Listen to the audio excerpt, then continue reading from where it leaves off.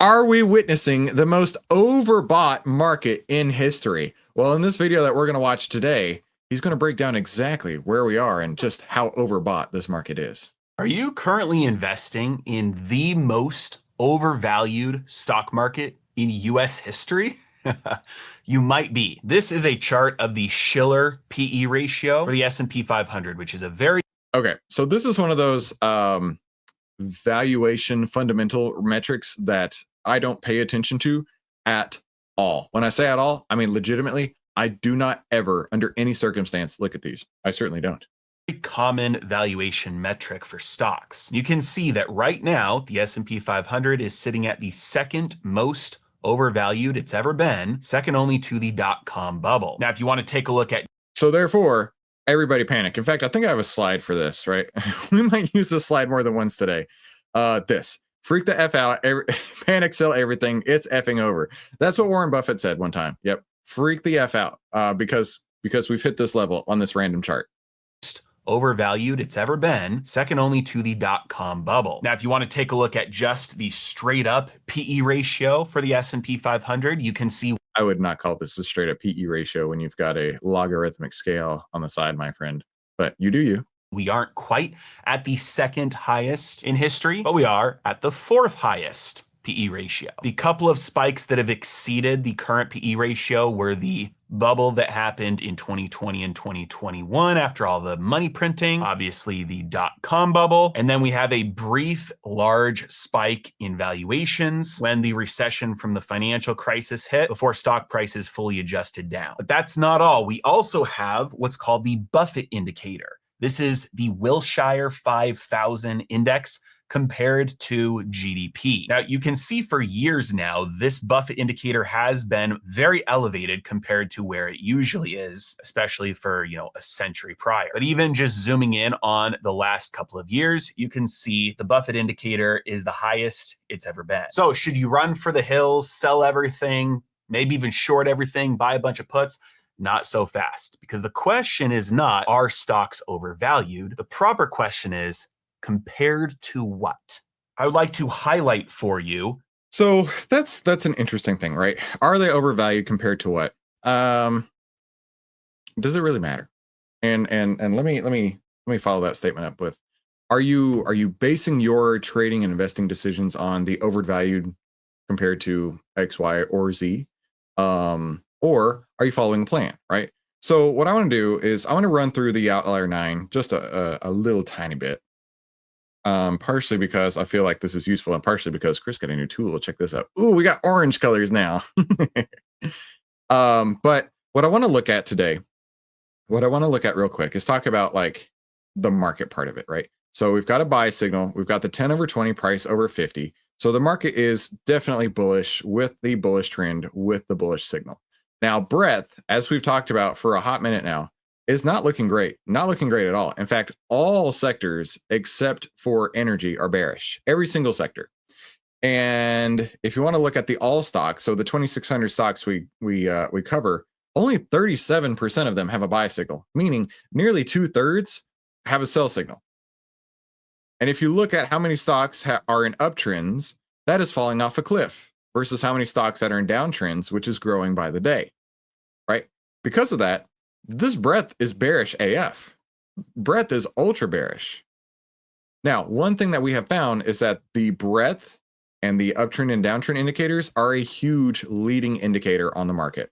Now, I'm not calling for the markets to crash, but what I am saying is that there's less and less people getting excited about buying the market at this point.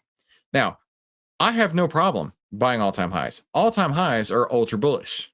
Always keep that in mind. All-time highs are ultra bullish.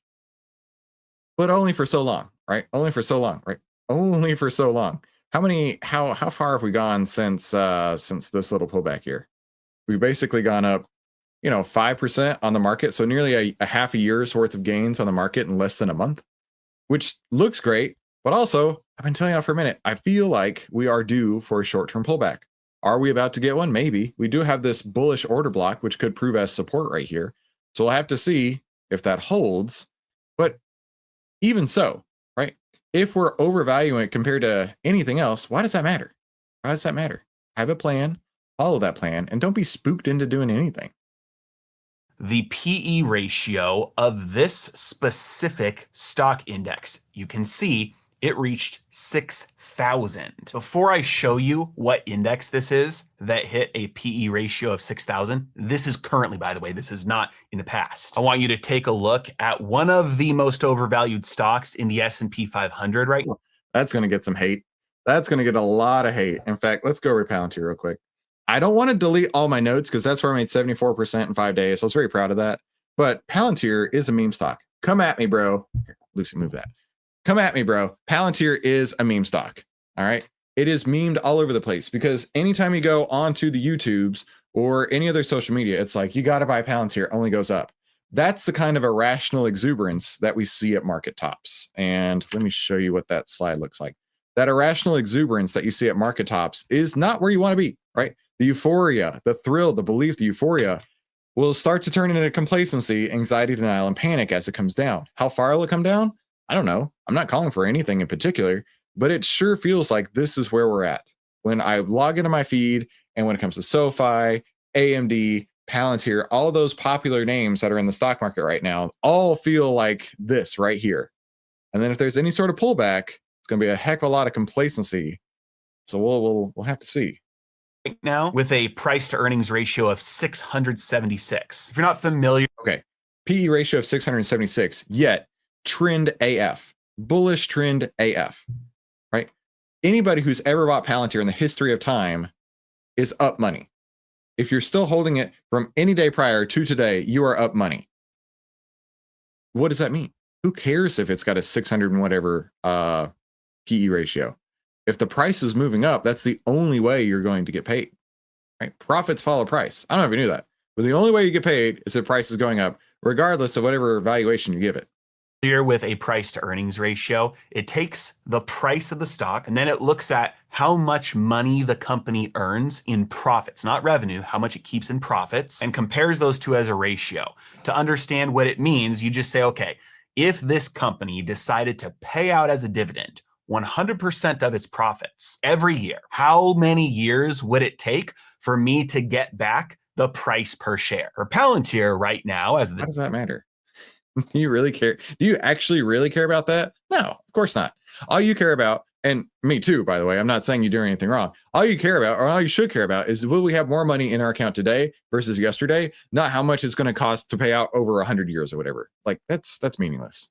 The time of this recording, that would be 676 years. If they took all their profits and paid 100% of profits out as a dividend every single year, you would get back your price per share, your initial investment, in 676 years. That is nothing compared to this entire index, which isn't even just one stock. As an outlier compared to the rest of the stocks in the index.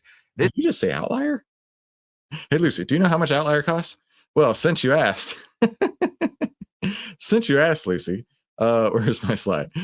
You can save 64% off the annual pass by going to OVTLYR.com, which makes it only 82 cents a day. Or if you're on the monthly plan, you can save 64% by clicking that one red button right there. All right, we're back to it. This is the entire index, has a PE ratio of 6,000 and a staggering price to sales ratio of almost 2,700. Meaning if you did the same thing, but instead of paying out profits, you paid out all of your revenue and you could just ignore your expenses, it would still be 2,700 years before you could pay back the cost. Does that matter? I don't understand the point that he's trying to make. This is the issue I have with valuations and fundamentals and long-term investors, right? Who freaking cares? Who freaking cares what that is, right? Do you actually care that it'll take 2,700 years to pay out, whatever cash flows and whatever he's talking about there? I certainly don't. But if I own the stock and it's going up in value, that's what I care about. Legitimately, why do we even give any iota of what those type of things are going to do? Any iota whatsoever, any ounce of attention to these fundamental valuations that in the grand scheme of things mean nothing. It's like saying this guy's batting average, right? It's like saying this guy's ERA. It's like saying how many tackles this guy got. Does it really matter? No. Is he a good player? Is he performing on the field? Yes, absolutely. And these stocks are performing on the field. So what if they cost a lot? That's good. An expensive stock is expensive for a reason. People want to own it. Cost of investing in the entire index. So what index is this? Well, you might not be surprised, but it is the stock market in Venezuela. Now, you might rightfully be thinking that it's not really fair to compare overvaluations in stocks in the United States with extreme valuations in a country going through actual hyperinflation. And you're right about that. However, I'm pointing out the extreme to answer the question, well, how high can it go? How much more overvalued can stocks get? The answer is, it depends. Overvalued, just like a ugly term to me, right? That's, in my opinion, if somebody says the stock is overvalued, they're trying to justify the fact that they don't own it, right? Who cares if you don't own it? It's fine. If you really feel that strongly about it, by all means, go own it, right? A stock can stay irrational way longer than you can stay solvent, right? There have been plenty of people who have gone bankrupt by looking at a stock that is, quote, overvalued and shorting it into major rallies, and they get absolutely destroyed, or buying it as it's going down, thinking that it can't go any lower. It has to go up from here, right? And they get destroyed over and over and over. These justifications are just frustrating to me. On what the denominator does. Why are people investing in those stocks in the first place? 100 years ago, when you invested in a company, the only reason you would do that is because you had a high degree of confidence that that company was going to produce profits and pay those profits to you. But in a world of constantly devaluing fiat currency, that is not the primary consideration anymore. More and more today, the primary consideration when making an investment is this going to at least protect my purchasing power from inflation? And the reality is, as expectations of future currency devaluation increase, so does the trend of buying assets at higher and higher valuations. Because despite the fact that they're expensive, it's still better than the alternative. Now, that thought experiment alone does not prove anything, because in the past, when we've seen crazy high value I don't know about you, but you kind of lost me there. valuations, we've seen the stock market correct. Like during the dot-com bubble, it finally burst. Valuations came back down to a normal level again. So just noting the fact that people want to protect their purchasing power, and so they're willing to invest at higher and higher prices, does not mean that you shouldn't be careful of overvalued assets. But anytime somebody says something is cheap, expensive, overvalued, undervalued, you always have to ask the question, compared to what? This is the chart of the S&P 500 priced in gold instead of dollars. For reference, this is the S&P 500 priced in dollars. So when you price the S&P 500 in terms of gold instead of dollars, you get a much different picture. This run up and then crash you see was the Great Depression. This run up that you see following the 1940s is the post-Bretton Woods Agreement. This crash that you see starting around 1971 was from the end of the Bretton Woods Agreement, delinking from gold and having gold skyrocket to its proper value again. So stocks relative to gold became very cheap again. This big run up in stocks compared to gold was the dot-com bubble. This collapse in the price of stocks. He's losing me here. I don't know about you. He's definitely losing me. I'm the same with you there, Danny. He's lost me. And going back to, is this the most overvalued point in history, right? Like, I don't know. It feels like these, several quarters or whatever he's measuring were quite higher, and so were these. Does that mean it's going to go down? I mean, let's also keep in mind it got hellaciously way more overvalued or way more overvalued. I don't know. Stocks compared to gold was both the crash in stocks that happened as of the dot-com bubble bursting and the great financial crisis, but also the bubble that occurred in gold up until 2011. Stocks have had some massive bull markets since then, but also so has gold, which has put the current pricing of the S&P 500 compared to gold in a very normal and comfortable range. Lucy is hiding under the table. This has scared her so much. This chart is so scary that she is now hiding under the table. She's like, wait, what? Did you say something?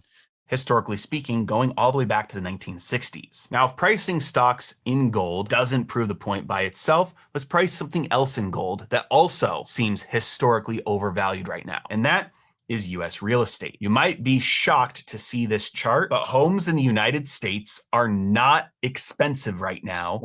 This is way more important. Lucy, this is a way more important way more important thought. What does the SPY look like when priced against brisket? Yes, I had brisket for lunch today. We're going to make some brisket over the weekend.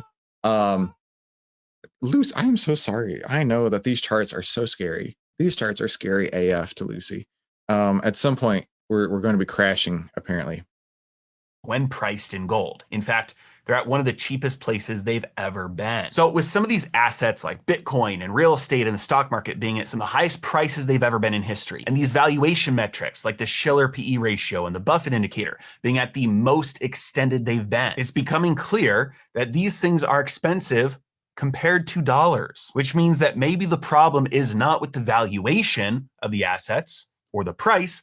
Maybe the problem is with the denominator, the dollar. I mean, just look at this chart again, which is the chart of the stock market in Venezuela. You'd look at a chart like this if you didn't know what it was and think, man, that is something I would have liked to own. It just goes straight up. And that's the point. When the money is being devalued, people buy whatever they can to protect their purchasing power. The value or traditional valuation metrics matter less and less. This shows that valuation extremes today indicate that there's a growing expectation that the near future will experience dollar devaluation from excess government spending, excess government borrowing, and inflation. Now, don't get me wrong. She's not having any of this. She is so upset at these charts. How could you say that we are so overvalued? Definitely am not saying this means that there's no crash coming, that crashes can't happen. In fact, even in a place where the stock market looks like a hockey stick, in 2018, it still suffered a collapse of 94% in dollar terms. Extreme volatility and crashes can absolutely still happen, even if there is a flight or a panic into safety. In fact, if anything, this... Okay, thanks a lot, Mike. At least we got Lucy with us. At least we've got Lucy to help us have some sort of entertainment with this. Yeah, okay. I'm gonna abandon the video as well. Let me give you my perspective, right? Where are we at in the market? It's definitely an obviously very bullish market right now. Even though it's struggling in this area right here, we're still in a bullish trend. We do have a buy signal on the market, but market breadth is telling us that not everything is great at all whatsoever. Where is it going to go next? I don't know. I don't make those kind of predictions, but I do know that when there are times like this, when the uncertainty starts running rampant, Chris will save 64%, but he'll also go to the right slide, which is this one here, and he'll take a look at his stocks and he'll say, where do they fit in the OVTLYR 9, right? It's not rocket science, thankfully, right? It's actually decently simple. So let's look at one he was talking about, which was Palantir, right? Let's go to Palantir, PLTR.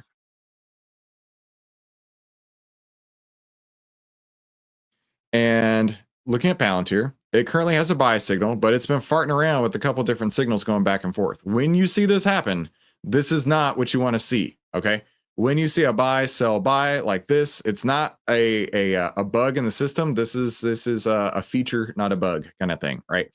This is the algorithms in the background saying we're getting a lot of mixed signals right here, right? When it's a good buy, it'll hold the buy. When it's a good sell, it'll hold the sell. But when it starts farting around like this, things are not copacetic.